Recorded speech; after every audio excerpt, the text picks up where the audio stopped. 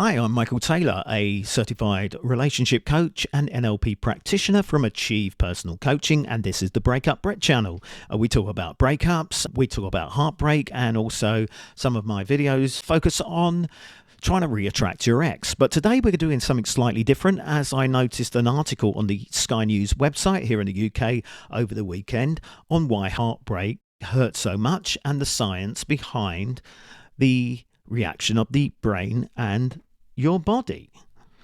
So this was put together by Dr. Lucy Brown, who is a neuroscientist. Okay, so Dr. Lucy Brown put this thing together. First of all, she says, okay, we're all miserable when we've been dumped, and we knew that, didn't we? So we didn't have to be told that one. And there's a potent chemical cocktail that explains why. And this is the bit I'm interested on. I've covered bits of this in the past. Serotonin is the brain chemical associated with happiness. Oxytocin with bonding, and dopamine gets pumped out whenever your mind's reward system kicks in. So no surprise, she says, that when you feel good, you feel great, and rough when that chemical is low. The key chemical is dopamine. It's the ultimate natural drug, as she explains. And it's like we're addicted. Brown, let me just cover a little bit about herself. She's one of a team of researchers who conducted a study into the impact of heartbreak, scanning the brain activities of 15 young adults. And they were all going through unwanted breakups, and they were shown things like photos of their ex-partners, and then scans showed parts of their brain that power our sense of motivation and reward, where our dopaminergic neurons live. And they found that that whole thing went into overdrive. And it's the overactivity, Brown says, compares to what you'd see in a cocaine addict trying to wean off the drug.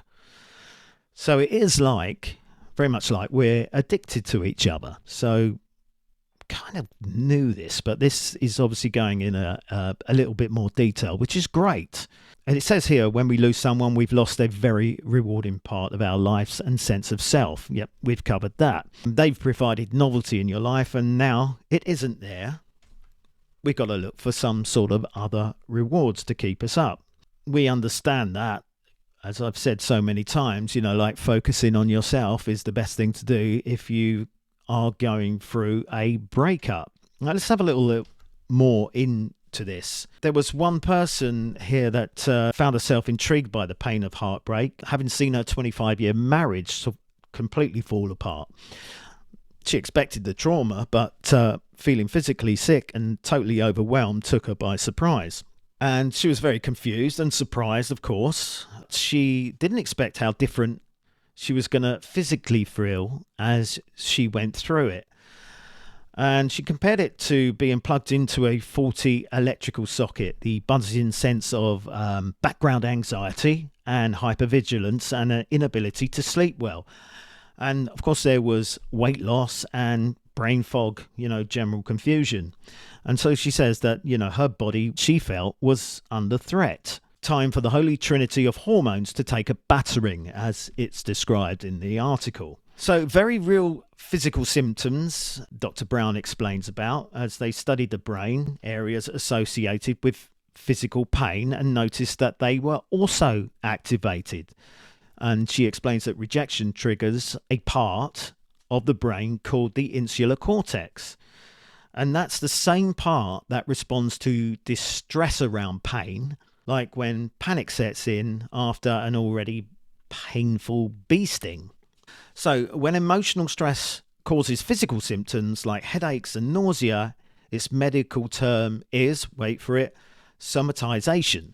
It says here, if you've ever had butterflies in your stomach when you've been nervous, which most of us have, when you've experienced this, the most important thing to remember is even though there is no physical cause, the symptoms are very real. And they are not made up or all in the head, which obviously we've all been there during breakups when your friend says, yeah, don't worry about it, mate, you'll be all right. Plenty of fish in the sea, you'll get back on your feet. You're free, you're single, you can do what you want. We've all heard it, but they don't really understand, unless they've been through a breakup, what it is you're feeling deep inside. And the most important thing to remember is, even though there is no physical cause, the symptoms are real. It's important for our nervous systems that we feel safe. If we have people in our lives triggering cascades of healthy hormones, it's really protective against illness. Our cells actually listen to our mental state. Well, very interesting stuff, this. Indeed, previous studies have stressed the importance of meaningful social relationships to stay healthy. So there's some confirmation there. This is the bit that I really picked up on this article. Broken heart syndrome. In rare cases, the kind of emotional distress, especially when delivered suddenly, can even lead to this fittingly nicknamed syndrome, broken heart syndrome. So a senior cardiac nurse at the British Heart Foundation says the symptoms chiefly are shortness of breath and chest pain, and they are consistent with a heart attack. Most people have either been under a lot of physical or emotional stress, like losing a loved one, she says. The only explanation we have at the moment is that when the body is stressed, it relates a lot of catecholamines, which is adrenaline. I'm not a doctor. Hopefully I've pronounced that right. But it's adrenaline. And when lots of that is around in the body, it can impact the heart. So unlike a heart attack, the condition does not cause any blockages in the coronary arteries, but it does totally change the shape of the left ventricle, which pumps oxygenated blood through the body. It's this, it goes on to say, which gives the condition its actual Japanese name, as the shape of the ventricle becomes reminiscent to an egg trap fishermen use to catch octopus. So it's narrow at the top and it's larger at the bottom.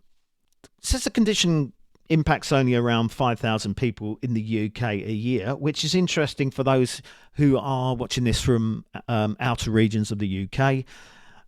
Google it for me, see if you can find out any information in your country on the figures for how many people it affects each year, and stick it down in the comments below. Be very interested to see that. It says it's more common in menopausal women, with most recovering after a few weeks. It goes on with a section about giving up the addiction. Just as science can explain why heartbreak, rejection and loss makes us feel the way we do, it also offers solutions. Brown says heartbreak should be treated like having to give up an addiction. So she admits that craving is stronger when we've lost someone. And she goes on about, films and ice cream and all that kind of stuff. And she stresses the importance of working to activate the parasympathetic part of your nervous system. And by doing this, it can make you feel much calmer.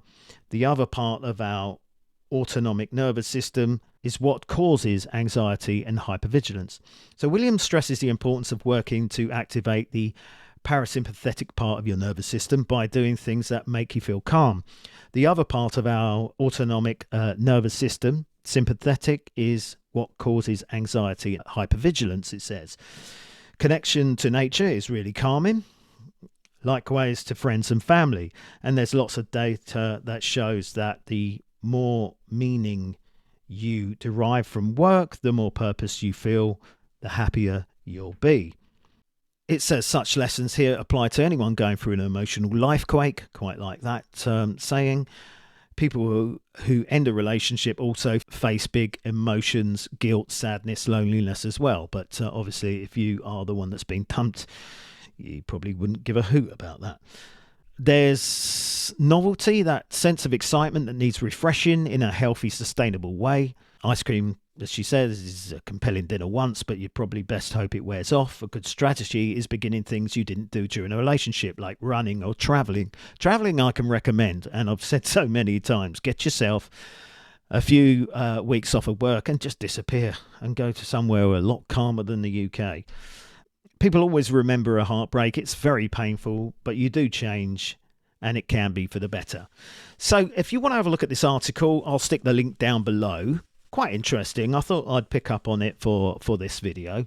If you've liked it, then give us a like, a little thumbs up, and if you've not yet subscribed to the channel, please subscribe and hit the notification bell so you can be made aware when I upload something next time. And next time we will talk about more on relationships, heartbreak and breakups, getting back with your ex, all that stuff that we cover on the Breakup Brit channel. But until then, I wish you peace and happiness. Thank you for today, and I'll see you next time.